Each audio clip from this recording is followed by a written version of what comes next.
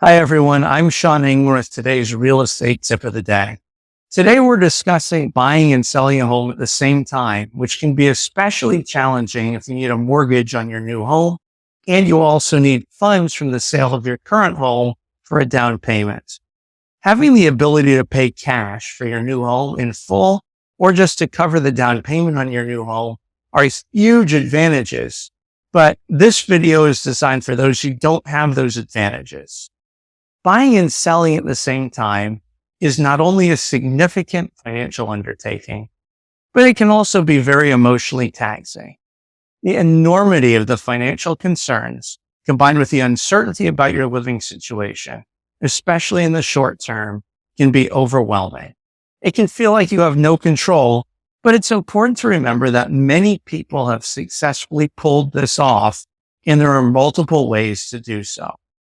The process requires careful planning, and one of the first steps is sitting down as a family to discuss what's important and to work through the potential problems together. Preparing for the move and the sale will be very disruptive and stressful, but if everybody knows what to expect, it reduces the stress caused by uncertainty or surprise. The first step in managing this process is hiring a listing agent. This agent can also represent you if necessary in the purchase of your new home or recommend somebody who can. The realtor's knowledge of the market will be invaluable in helping you craft a strategy, especially knowing how much your home is worth and how much the home that you're looking to buy might be worth and the market conditions, whether it's a buyer's market or a seller's market. All those are critical. The second step is finding a lender and getting pre-approved for a mortgage on the purchase of your new home. Your lender can also discuss financing options like bridge loans, which can help facilitate the transition. During this process, it's important to avoid taking on lots of credit card debt or making large purchases, as this could affect your mortgage approval, and that could cause lots and lots of problems cascading through two transactions. Another important step that many people overlook is finding a moving company, particularly one that offers storage services. Once you've identified these professionals, the next steps involve getting your home ready for sale, decluttering, removing personal items, and making minor upgrades while you're still living in the home. You can check out my video on how to enhance your property while you're still living there. I'm going to include a link above. Your realtor can also provide a specific plan tailored for your situation. Deciding whether to buy or sell first is a complex one, and your goals will play a significant role in this decision. Buying first gives you the luxury of choosing your property and might allow for you to avoid having to move twice, but it's often more costly and involves more risk. It's more costly because unless you can pay cash for the new home or have the cash for a down payment, you'll need either a bridge loan or a similar program, and these can be very expensive, especially if it takes a while to sell your home. The risks include not knowing exactly what your current home will sell for, which can put you in a difficult financial situation if it sells for less than expected. Also, if your home takes a long time to sell, or worse, if it doesn't sell, it can be a crippling financial hit. However, buying first also allows you to have your current home vacant while it's on the market. That's a big potential for enabling you to get a higher price. You can have it shown in its best possible light. On the other hand, selling first removes a lot of these uncertainties, but can put pressure on you to find a home quickly, potentially leading you to compromise on some of the things that made you want to move in the first place. There's also the challenge of your living situation after you've sold your home. Since you have not bought your new place yet, you need a plan, whether that's staying with friends or relatives or getting a short-term rental or staying in a hotel. An option is to negotiate a rent back to avoid two moves, and that could make sense if your home's in a seller's market, but that can also add a layer of complexity, especially if there's a hiccup on escrow on one side of the buy side. The approach of selling first often involves two moves and can be incredibly stressful if you don't get that rent back. Another option is a hybrid approach where you list your home while you're living there and you house hunt at the same time.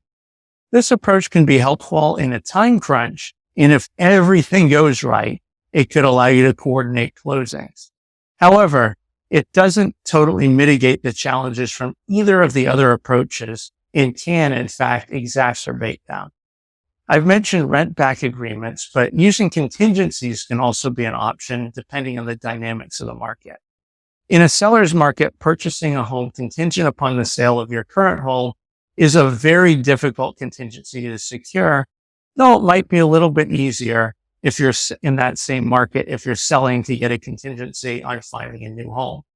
In different markets, those contingencies may be more or less available, depending on the flexibility of the people involved. However, these contingencies will likely cost you money on the purchase price. If you decide to buy first, it's critical to have a good estimate of what your home will sell for and how quickly it will sell. This information will guide your purchase price and help you estimate the carrying costs of maintaining two mortgages. Having items in storage already and pre-planning the move will help streamline the process. Investigating different financing options, such as bridge loans or other programs, is also key to ensuring that you can manage the transaction smoothly. Your lender or your realtor can help you with that. If you're selling first, having a detailed plan for preparing and selling the home while you're still living there is crucial to minimizing disruptions. Your realtor can guide you through that process of decluttering, and you can look at my video, but making necessary upgrades and staging the home, present it in its best possible light is what you want to do with that. However, if getting top dollar is your most important goal, it might make sense even to move out of the home into your temporary accommodations before putting it on the market. That might be the best approach, but it does guarantee that you're going to have two moves. It allows you to present your home in its absolute best light, maximizing the sales price. Defining your overall goals and crafting a plan to meet them is critical. This process starts with hiring a realtor who is a great process manager and problem solver. If you're moving into your forever home, I strongly recommend doing everything possible to buy first so you have no regrets about your new home, unless time is not a factor. If time is not a factor, then selling first is probably the best option, especially if you're relocating or think you might be making another move in the not too distant future.